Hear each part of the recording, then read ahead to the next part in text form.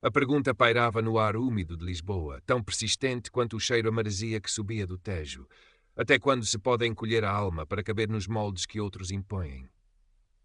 Tiago Oliveira sentia essa interrogação cravar-se-lhe no peito sempre que atravessava os portões imponentes da Universidade Nova de Design de Lisboa, a Unidel. O granito polido e os vidros espelhados do átrio refletiam uma imagem sua que lhe parecia sempre um pouco deslocada. A bolsa de mérito que o levara do bairro social nos confins da Amadora até aquele templo do design de elite pesava-lhe nos ombros como um casaco emprestado, demasiado grande e vistoso. Tinha 22 anos, um talento bruto para o traço e uma sensibilidade que transbordava em cadernos de esboços repletos de figuras esguias e paisagens melancólicas. Mas ali sentia-se mais uma peça exótica na coleção da universidade do que um aluno como os outros. O seu cabelo crespo, cortado rente, a pele escura que contrastava com a palidez da maioria, as roupas simples, ainda que impecavelmente limpas e ajustadas por si, tudo parecia gritar a sua diferença. A pequena cicatriz sobre a sobrancelha esquerda, recordação de uma queda de bicicleta na infância, era a sua única tatuagem visível. Um lembrete constante da sua capacidade de se reerguer, mesmo que por dentro se sentisse a tropeçar a cada passo. A avó Maria, com a sua sabedoria tecida em anos de luta e poucas palavras, dissera-lhe à despedida, no dia em que ele saíra de casa com a mochila cheia de sonhos e um aperto no estômago: "Vai, meu filho, mostrar-lhes o que vales. Mas não te esqueças de quem és, nem de onde vens." E Tiago tentava, como tentava. Mas ser quem era na Unidel parecia um ato de rebeldia silenciosa. O primeiro semestre escoava-se entre a azáfama das aulas, o cheiro a tinta e papel nos estúdios e a constante sensação de estar a ser observado, medido. Na cadeira de Teoria Crítica do Design, o professor Dr. Frederico Azevedo e Melo era a personificação daquele olhar avaliador. 50 e poucos anos, alto, impecavelmente vestido em fatos que cheiravam a novo e a estatuto, o cabelo grisalho cortado com uma precisão cirúrgica, óculos de aro fino que pareciam amplificar o seu olhar penetrante. Era uma lenda no meio, autor de vários compêndios que os alunos tratavam como bíblias. A sua voz, calma e modulada, podia dissecar uma ideia com a frieza de um bisturi ou elevá-la aos píncaros da genialidade. Tiago sentia um misto de admiração e receio, e um desconforto crescente. Nas primeiras aulas, quando Tiago ousava levantar a mão, os olhos do professor pareciam deslizar por ele, fixando-se num ponto vago atrás da sua cabeça. Uma vez, após Tiago ter feito uma pergunta sobre a apropriação cultural no design contemporâneo, o professor Azevedo e Melo sorrira de forma quase imperceptível e comentara para a turma: "Há questões que, para serem devidamente compreendidas, exigem um certo." Uma vez, após Tiago ter feito uma pergunta sobre a apropriação cultural no design contemporâneo, o professor Azevedo e Melo sorrira de forma quase imperceptível e comentara para a turma: "Há questões que, para serem lastro cultural, um conhecimento das matrizes clássicas que, infelizmente, nem todos possuem de forma inata." Ninguém se riu, mas o ar gelou. Tiago sentiu o sangue a subir-lhe ao rosto, mas engoliu em seco. Baixando o olhar para o seu caderno, onde começou a rabiscar uma figura encurvada sob um peso invisível. O padrão subtil de exclusão adensou-se. Não eram agressões diretas, mas pequenas alfinetadas, omissões estudadas, um tom de condescendência que feria mais do que um insulto aberto. Quando os trabalhos de grupo foram formados, Tiago viu-se preterido, as suas tentativas de se juntar a colegas recebidas com sorrisos amarelos e desculpas apressadas. Acabou por fazer par com a única outra bolseira do seu ano, uma rapariga tímida de trás-os-montes que parecia tão assustada quanto ele. O professor Azevedo e Melo, ao passar pela mesa deles durante uma aula prática, comentou em voz suficientemente alta para ser ouvida: "Ah, a dupla da diversidade. Vejamos se a criatividade floresce na adversidade." O sarcasmo era palpável. Tiago sentiu a raiva a borbulhar, uma onda quente e amarga que lhe subiu pela garganta, mas limitou-se a cravar as unhas na palma da mão, o maxilar tenso. A avó Maria ensinara-lhe que o silêncio, por vezes, era a resposta mais ruidosa. Mas o silêncio estava a começar a sufocá-lo. Os seus desenhos tornaram-se o seu refúgio e o seu grito. As figuras esguias ganharam correntes nos pulsos, os rostos contorceram-se em expressões de angústia silenciosa. As paisagens urbanas de Lisboa, que antes lhe pareciam cheias de promessa, surgiam agora nos seus esboços como labirintos de sombras e edifícios opressores. A poesia, antes esporádica, tornou-se uma necessidade diária, versos curtos e incisivos que sangravam a sua frustração para o papel. Pele escura, tinta invisível, numa tela onde só o branco brilha, escreveu uma noite, a luz do candeeiro a projetar a sua própria sombra alongada na parede do quarto minúsculo que alugara perto da faculdade. Sofia Mendes era diferente. Colega de curso, oriunda de uma família de arquitetos do Restelo, parecia flutuar pelos corredores da Unidel com uma confiança natural. Branca, cabelo loiro e olhos azuis curiosos, era inteligente e popular, mas havia nela uma certa reserva, uma capacidade de observação que a distinguia da maioria. Tiago notara algumas vezes a olhar para si durante as aulas do professor Azevedo e Melo, não com escárnio, mas com uma expressão que ele não conseguia decifrar. Um dia, na biblioteca, ela aproximou-se. "Posso?" perguntou, apontando para a cadeira vazia ao lado dele. Tiago acenou, surpreendido. Ela abriu um livro sobre Bauhaus, mas passados alguns minutos disse em voz baixa: "O que o professor Azevedo e Melo disse hoje sobre o teu estudo preliminar, não achei justo." Tiago ergueu os olhos do seu caderno, o coração a bater um pouco mais depressa. Era a primeira vez que alguém parecia notar ou ousar verbalizar a injustiça. "Ele é exigente", murmurou Tiago, testando o terreno. Sofia franziu o sobrolho. "Exigente, sim, mas há uma diferença entre exigência e outra coisa." Não disse que coisa, mas Tiago entendeu. Um pequeno laço invisível pareceu formar-se entre eles naquele momento, tecido com palavras não ditas e um reconhecimento mútuo de algo que não estava certo. A outra coisa do professor Azevedo e Melo tornou-se mais flagrante à medida que o semestre avançava. Numa aula sobre design de cartazes, Tiago apresentou um conceito que explorava a gentrificação no seu bairro, usando uma estética crua e cores fortes para transmitir a urgência do tema. O professor analisou o trabalho em silêncio por um longo momento, o queixo apoiado na mão. Depois, com um suspiro quase teatral, declarou: "Senhor Oliveira, a sua abordagem é visceral, sem dúvida. Mas não confunda ativismo social com design de qualidade. Este fórum exige um certo refinamento, uma linguagem visual que transcenda o panfletário. Talvez as suas vivências o impeçam de alcançar essa universalidade." A palavra vivências foi dita com uma entoação que a despiu de qualquer empatia, transformando-a numa limitação, numa nódoa. Vários alunos baixaram a cabeça, constrangidos. Sofia olhou para Tiago, seus olhos azuis faiscando de indignação contida. Tiago sentiu o chão a fugir-lhe dos pés. Aquela crítica não era apenas ao seu trabalho. Era a sua identidade, a sua história. Naquela noite, não desenhou. A raiva era um nó demasiado apertado no seu peito. Caminhou pelas ruas da moraria, o fado melancólico a ecoar das tascas, misturando-se com a sua própria tristeza. Lembrou-se da avó, da sua força silenciosa. "A cabeça erguida, meu filho", ela diria. Mas como manter a cabeça erguida quando tentavam cortá-la pela raiz? Sofia tornou-se uma presença constante, ainda que discreta. Começaram a estudar juntos, primeiro por conveniência, depois por uma afinidade crescente. Ela era rápida a perceber as nuances, a fazer as perguntas certas. Começou a partilhar com Tiago as suas próprias inseguranças, a pressão para seguir os passos da família. Tiago, por sua vez, começou a mostrar-lhe os seus desenhos, os seus poemas.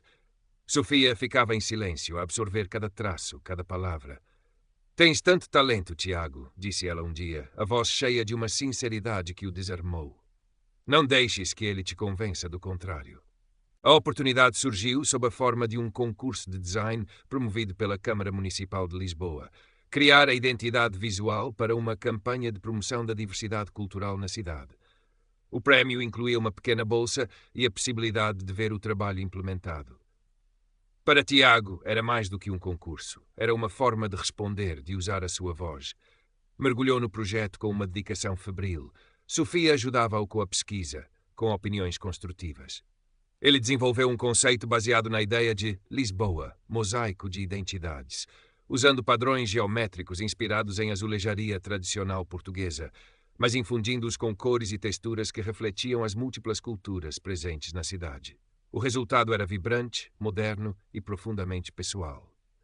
O professor Azevedo e Melo, para surpresa de ninguém, fazia parte do comitê de seleção interno da Unidel, que escolheria os projetos a enviar para a Câmara.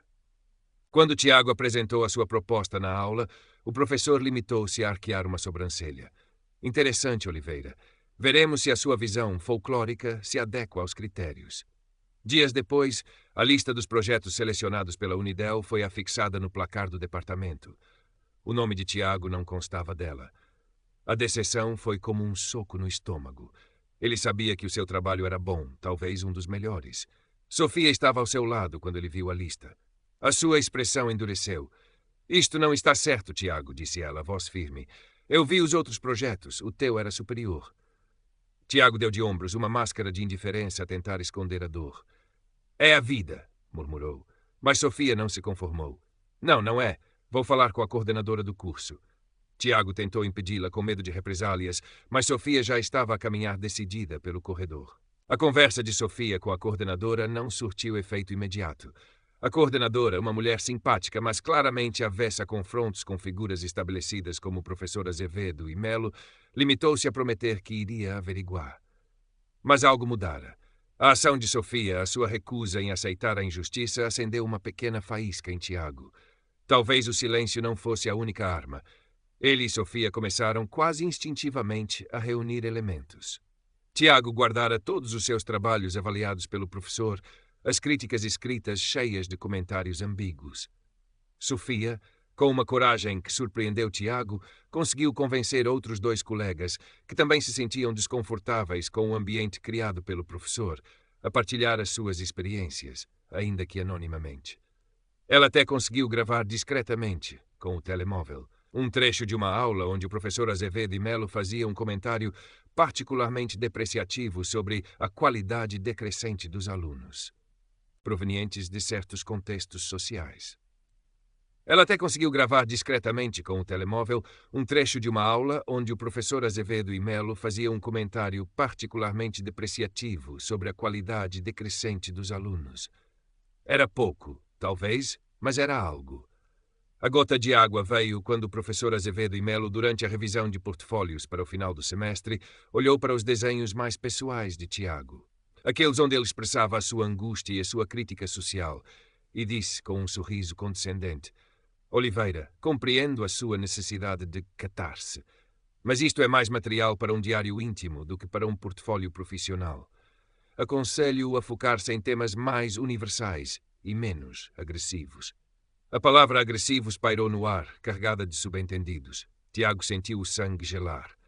O professor não estava apenas a criticar o seu trabalho, estava a tentar silenciar a sua voz, a sua verdade. Naquela noite, Tiago não dormiu. A imagem do sorriso do professor, a forma como ele pronunciara agressivos, repetia-se na sua mente. A raiva inicial deu lugar a uma clareza fria. Não podia mais permitir que aquele homem o diminuísse, que lhe roubasse a confiança e o futuro. Olhou para o dossiê improvisado que ele e Sofia tinham montado.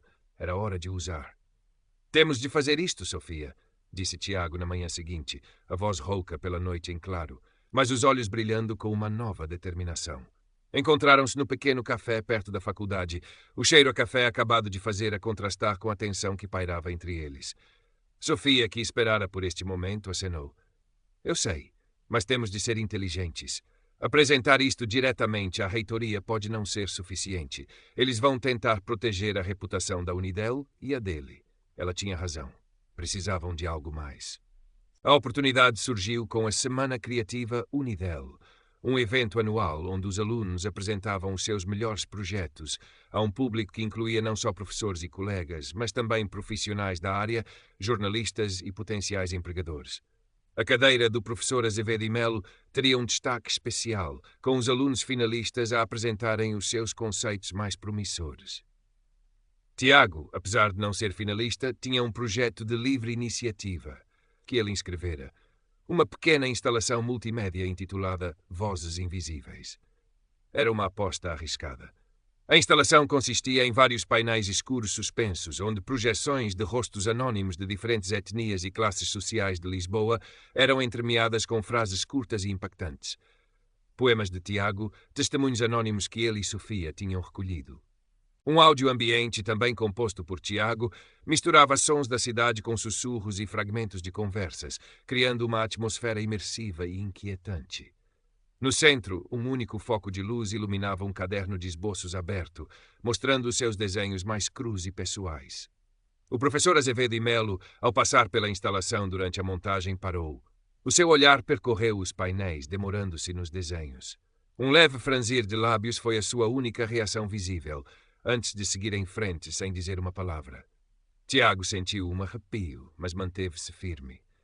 No dia da apresentação principal, o auditório estava lotado. Tiago sentou-se na última fila com Sofia, o coração a martelar contra as costelas. Um a um, os alunos do professor Azevedo e Melo apresentavam os seus projetos, polidos, tecnicamente irrepreensíveis, mas para Tiago muitos deles pareciam carecer de alma. Quando chegou a vez da discussão final, moderada pelo próprio professor, este abriu o microfone para perguntas da plateia. Foi então que Sofia, com uma calma que Tiago não sabia de onde vinha, se levantou. Professor Azevedo e Melo, começou ela, a voz clara e firme a cortar o burburinho. Gostaria de saber a sua opinião sobre a importância da diversidade de perspectivas e experiências no desenvolvimento de um design verdadeiramente inovador e relevante para a sociedade atual. E como é que, enquanto educador, o senhor promove essa diversidade em sala de aula, especialmente quando lida com alunos cujas vivências, como o senhor por vezes refere, diferem da norma estabelecida nesta instituição? O silêncio que se seguiu foi pesado, palpável. Todos os olhares se viraram para Sofia e depois, expectantes, para o professor Azevedo e Melo. O professor ajeitou os óculos, um leve rubor a surgir-lhe no pescoço. Era uma pergunta inteligente, articulada, que o colocava diretamente no centro das atenções, mas de uma forma que ele não podia simplesmente descartar como impertinente. Minha cara, começou ele, o tom paternalista a falhar ligeiramente, a Unidel, e eu em particular, valorizamos imensamente o rigor e a excelência. A diversidade é naturalmente um valor, mas não podemos confundir diversidade com uma diluição dos padrões de qualidade. O nosso papel é elevar todos os alunos a um patamar de excelência, independentemente das suas origens. Era uma resposta evasiva, polida, mas a tensão no ar era cortante. Antes que ele pudesse continuar, Tiago levantou-se. Todos os seus receios, toda a sua timidez pareciam ter se evaporado, substituídos por uma urgência fria. Com todo o respeito, professor, disse Tiago, a sua voz surpreendentemente firme, mas quando as vivências de um aluno são consistentemente tratadas como uma limitação e não como uma fonte de perspectiva única, não se está a promover a excelência.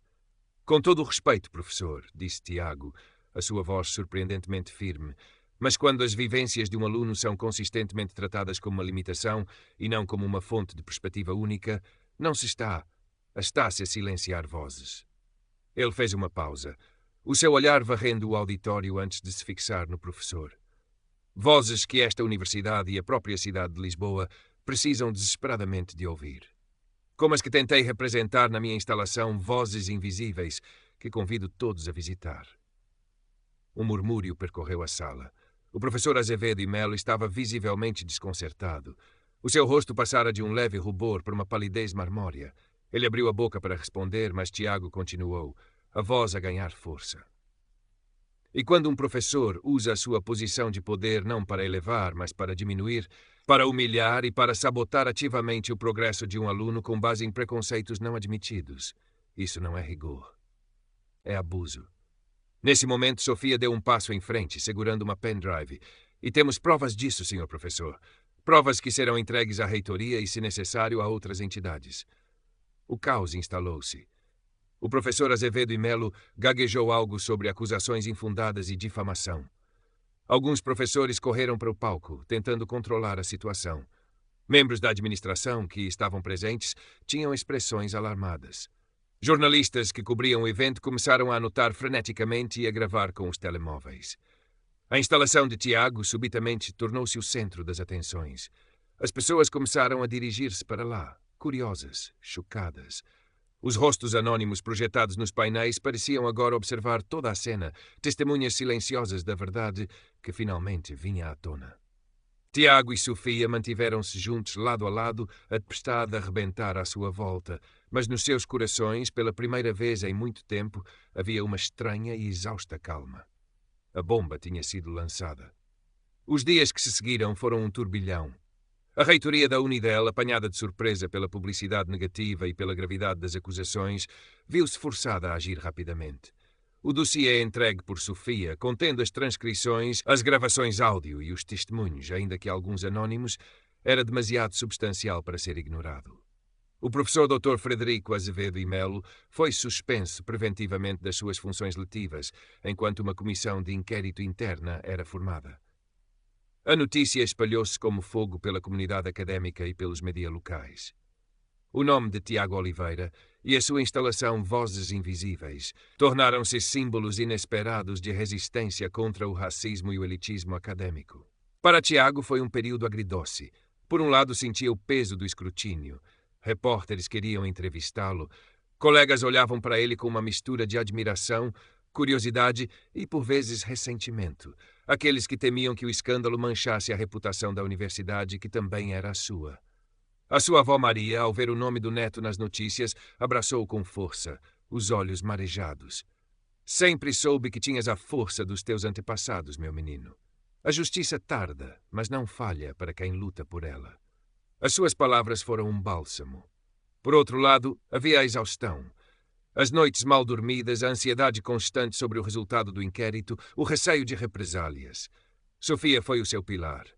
Juntos enfrentaram as entrevistas, as reuniões com advogados que algumas organizações de direitos humanos lhes disponibilizaram e o burburinho constante nos corredores da Unidel. Sofia, com a sua eloquência e a sua posição social que, ironicamente, lhe conferia uma credibilidade que Tiago sentia que ainda lhe era negada por alguns, tornou-se uma porta-voz eficaz da sua causa mútua. Isto não é só sobre o Tiago, dizia ela firmemente aos jornalistas. É sobre um sistema que permite que o preconceito floresça sob o manto do prestígio académico. A comissão de inquérito demorou semanas a concluir os seus trabalhos. Houve tentativas de desacreditar Tiago, de pintar Sofia como uma jovem idealista manipulada. Alguns colegas do professor Azevedo e Melo defenderam-no ferozmente, falando do seu rigor e da sua dedicação à excelência. Mas as provas eram difíceis de refutar, especialmente a gravação áudio e o padrão de avaliações de Tiago, comparadas com as de outros alunos com desempenho similar em trabalhos objetivamente menos criativos. A instalação de Tiago, que permaneceu montada por exigência de um grupo crescente de alunos solidários, continuava a ser um lembrete visual poderoso do que estava em jogo. Os seus desenhos antes íntimos agora dialogavam com um público vasto, gerando debates sobre arte, identidade e justiça social. Finalmente, o relatório da comissão foi divulgado internamente. Concluía que havia indícios significativos de conduta imprópria e discriminatória por parte do professor Azevedo e Melo e recomendava medidas disciplinares severas, bem como uma revisão abrangente das políticas de igualdade e dos mecanismos de queixa da universidade. Não foi uma demissão imediata, como alguns esperavam. A Unidel, ciosa da sua imagem, optou por uma rescisão por mútuo acordo com o professor Azevedo e Melo, permitindo-lhe uma saída discreta, embora a sua reputação no meio académico estivesse irremediavelmente manchada. Para Tiago e Sofia, inicialmente pareceu uma vitória parcial, uma forma de a instituição varrer parte da sujidade para debaixo do tapete. Mas as outras recomendações do relatório começaram a ser implementadas. Foram criados novos canais de denúncia, mais acessíveis e confidenciais. Workshops sobre preconceito inconsciente e diversidade tornaram-se obrigatórios para o corpo docente. E o mais significativo para Tiago, a Unidel anunciou a criação de um novo gabinete para a equidade e inclusão, convidando representantes dos alunos, incluindo Tiago e Sofia, para fazerem parte do seu conselho consultivo. Tiago hesitou. Parte dele queria apenas voltar ao anonimato, focar-se na sua arte, tentar sarar as feridas. Mas outra parte, a que despertara durante aquela luta, sabia que não podia recuar. Aceitou o convite, assim como Sofia. A sua voz, antes silenciada, agora seria ouvida nos corredores do poder da Unidel, ainda que fosse uma voz entre muitas, e a luta fosse contínua. A sua relação com Sofia transformara-se numa amizade profunda, forjada no fogo da adversidade. Tinham aprendido a confiar um no outro, a complementar as suas forças. Sofia, com a sua visão estratégica e a sua capacidade de navegar nos meandros institucionais. Tiago, com a sua sensibilidade artística e a sua ligação visceral à experiência da discriminação. No final daquele ano letivo atribulado, a exposição final dos alunos de Design de Comunicação incluiu, com destaque, uma nova série de trabalhos de Tiago. Intitulava-se Fragmentos de uma Lisboa Reconstruída. Eram colagens digitais, misturando os seus desenhos a carvão com fotografias da cidade, texturas de azulejos partidos e reconstruídos, palavras dos seus poemas. Não era uma arte de denúncia raivosa, mas de uma beleza melancólica e resiliente. Mostrava as fraturas, mas também a possibilidade de cura, de reconstrução. Um dos painéis centrais era um retrato estilizado de uma fênix, as suas penas feitas de fragmentos de mapas de Lisboa, elevando-se de um emaranhado de linhas escuras. Durante a inauguração, um homem aproximou-se de Tiago. Era o pai de um dos colegas que inicialmente o ostracizara, um empresário conhecido na cidade. Senhor Oliveira, disse ele, estendendo a mão. O meu filho contou-me o que se passou este ano. Queria dizer-lhe que admiro a sua coragem e o seu trabalho é notável. Tiago apertou-lhe a mão, um leve sorriso a surgir-lhe nos lábios. Talvez, apenas talvez, algumas mentalidades estivessem a começar a mudar. A avó Maria estava lá, orgulhosa, ao lado de Sofia. Olhou para os trabalhos do neto, os olhos brilhantes. Eu disse-te, meu filho, murmurou ela, apertando-lhe o braço. A tua voz encontrou o seu caminho. Tiago sabia que a sua jornada na Unidel e para além dela não seria fácil. O professor Azevedo e Melo era apenas um sintoma de um problema maior, mais enraizado. O racismo e o preconceito não desapareciam com um relatório ou com a saída de um professor. Mas algo mudara dentro dele. O jovem tímido e assustado que entrara naqueles portões imponentes dera lugar a um artista consciente, a um ativista relutante, mas determinado. A sua arte era a sua arma, a sua voz. Enquanto observava as pessoas a circular pela exposição, a pararem em frente aos seus painéis, a discutirem, a refletirem, Tiago sentiu uma onda de gratidão por Sofia, pela sua avó e até mesmo de uma forma estranha pela adversidade que o forçara a encontrar a sua força. Pegou no seu caderno de esboços, onde a figura encurvada sob um peso invisível dera agora lugar a traços mais firmes, a silhuetas que se erguiam em direção à luz. Na última página escreveu um único verso. A cicatriz ainda cá está. Mas agora sei que também sou a cura. Nos meses que se seguiram, Tiago e Sofia empenharam-se no trabalho do gabinete para a equidade e inclusão. Não era um caminho linear. Havia burocracia, resistência passiva, a lentidão exasperante das mudanças institucionais. Mas havia também pequenas vitórias. A criação de um programa de mentoria para alunos de meios desfavorecidos, a revisão dos currículos para incluir mais perspectivas não europeias, a organização de debates abertos sobre discriminação e privilégio. Tiago descobriu que tinha jeito para comunicar, para inspirar outros jovens a não se calarem. Os seus desenhos e projetos de design começaram a ganhar reconhecimento para além dos muros da universidade, publicados em revistas online, partilhados nas redes sociais. Uma galeria de arte progressista no Bairro Alto convidou-o para a sua primeira exposição individual. O tema da exposição foi Cartografias da Margem. Nela, Tiago explorava as fronteiras visíveis e invisíveis da cidade de Lisboa, as narrativas silenciadas, as identidades que lutavam por existir. Usou tinta, carvão, colagens, vídeo. Uma das peças mais impactantes era um mapa interativo de Lisboa onde os visitantes podiam acender pontos de luz em locais onde tinham testemunhado ou sofrido atos de discriminação, ou, inversamente, atos de solidariedade. O mapa ia-se iluminando lentamente, criando uma nova geografia emocional da cidade. Sofia estava lá na noite da inauguração, radiante. Conseguiste, Tiago, disse ela, abraçando-o.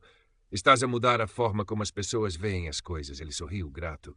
Nós conseguimos, Sofia, e ainda estamos só a começar. Olhou em volta para os rostos diversos que enchiam a pequena galeria. Alguns eram amigos, outros eram estranhos, atraídos pela sua arte. Viu jovens negros, como ele, a olharem para suas obras com um brilho de reconhecimento nos olhos. Sentiu que finalmente a sua voz não ecoava no vazio. A luta continuava sim, mas já não estava sozinho nela. O peso nos seus ombros não desaparecera por completo, mas agora era diferente. Era o peso da responsabilidade, sim, mas também o peso bom da esperança partilhada, da arte que podia de facto começar a curar e a reconstruir um mundo mais justo, um traço, um verso, uma voz de cada vez. A pergunta sobre encolher a alma para caber em moldes alheios ainda ecoava, mas agora Tiago tinha uma resposta diferente. Não se encolher, expandir, quebrar os moldes e construir novos, mais amplos, onde todas as cores e todas as vozes pudessem verdadeiramente brilhar. A exposição Cartografias da Margem tornou-se um pequeno fenómeno, não pelas vendas, que foram modestas, mas pelo diálogo que gerou. Artigos em blogs, discussões em fóruns online, convites para Tiago falar em escolas secundárias dos subúrbios. Ele hesitava perante os holofotes, a sua natureza introvertida ainda a lutar contra a persona pública que lhe era por vezes atribuída. Mas a avó Maria, com a sua sabedoria pragmática, aconselhava-o. Se te deram um microfone, meu filho, usa-o. Há muita gente que precisa de ouvir o que tens para dizer. E há muitos que precisam de aprender a ouvir. Sofia, entretanto, decidira focar o seu projeto final de licenciatura em Design para a Mudança Social, investigando como as ferramentas visuais poderiam ser usadas para combater a desinformação e promover a inclusão.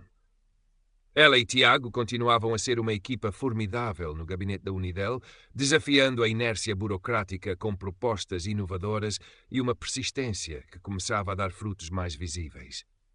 Conseguiram, por exemplo, que a universidade implementasse um sistema de denúncia anónima qualificada, onde as queixas eram investigadas por uma entidade externa e independente, garantindo maior isenção. O professor Azevedo e Melo desaparecera da vida pública. Constava que se mudara para uma pequena universidade no interior, lecionando cadeiras menores, a sua aura de infalibilidade desfeita. Tiago raramente pensava nele, não com rancor, mas com uma espécie de tristeza pela pequenez do preconceito que quase o destruíra. A sua energia estava agora focada no futuro, nas possibilidades. Um dia recebeu um e-mail.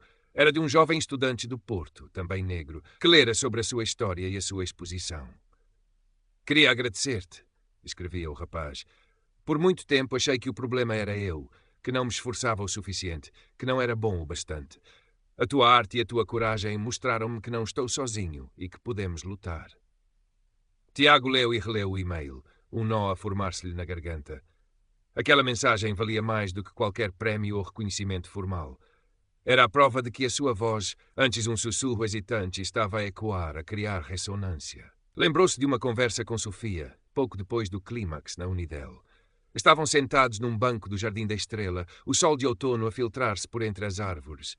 Achas que alguma vez isto acaba, Tiago? Perguntara ela, a voz pensativa. Este tipo de luta? Tiago olhara para as crianças a brincar, para os idosos a passear os cães, para a diversidade daquela pequena amostra de Lisboa. Acabar? Talvez não, respondera ele. Mas pode ficar diferente. Podemos tornar os espaços mais seguros, as vozes mais fortes. Cada pequena vitória conta. E era nisso que ele se agarrava. Cada desenho, cada poema, cada palestra, cada reunião no gabinete, cada conversa com um jovem que se sentia perdido. Eram pequenas vitórias.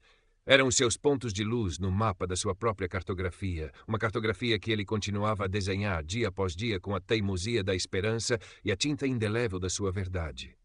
A cidade de Lisboa, com as suas 7 colinas, os seus elétricos amarelos e o seu Tejo imenso, já não lhe parecia um labirinto opressor. Via agora as suas fraturas, sim, mas também a sua beleza complexa, a sua capacidade de se reinventar. E ele, Tiago Oliveira, filho do bairro e da Bolsa de Mérito, artista da margem, era parte dessa reinvenção. A sua cicatriz na sobrancelha continuava lá, mas agora, quando se olhava ao espelho, via não só o rapaz que caíra, mas o homem que aprendera da forma mais dura a levantar-se e ajudar outros a fazer o mesmo. E essa, percebia agora, era a forma mais autêntica de voar. Alguns anos mais tarde, a Unidel celebrava o seu 50º aniversário com uma grande exposição retrospectiva. No átrio principal, onde antes Tiago se sentira tão deslocado, uma das suas obras mais recentes ocupava um lugar de destaque. Era uma escultura digital interativa, uma espiral ascendente de luzes que mudavam de cor e intensidade à medida que as pessoas se aproximavam, simbolizando a multiplicidade e a confluência de vozes. Ao lado, uma placa discreta. Espiral de Diálogo, por Tiago Oliveira, Alumnus Unidel, turma de 2019. Obra comissionada pelo Gabinete para a Equidade e Inclusão. Tiago estava presente, não como estudante tímido de outrora, mas como um dos oradores convidados. Sofia, agora uma designer de renome internacional a trabalhar em projetos de impacto social, estava na primeira fila, a sorrir-lhe com cumplicidade. A avó Maria, embora mais curvada pelo peso dos anos, tinha os olhos mais brilhantes do que nunca. No seu discurso, Tiago não falou das suas mágoas passadas, mas da responsabilidade do design e da educação em construir pontes. Falou da importância de ver a margem não como um limite, mas como uma fronteira fértil de onde podiam surgir as ideias mais transformadoras. Cada um de nós, concluiu ele, a sua voz ressoando pelo auditório, agora atento e respeitoso, tem o poder de redesenhar o mapa das nossas comunidades, de iluminar os cantos escuros com empatia e de garantir que nenhuma voz, por mais diferente que pareça, seja jamais considerada invisível. Quando terminou, o aplauso foi longo e genuíno. Olhou para a sua escultura de luz, para as cores a dançarem. A luta não acabara, sabia-o bem. Mas ali, naquele momento, sentia que a sua pequena cicatriz era de facto uma constelação e que a sua voz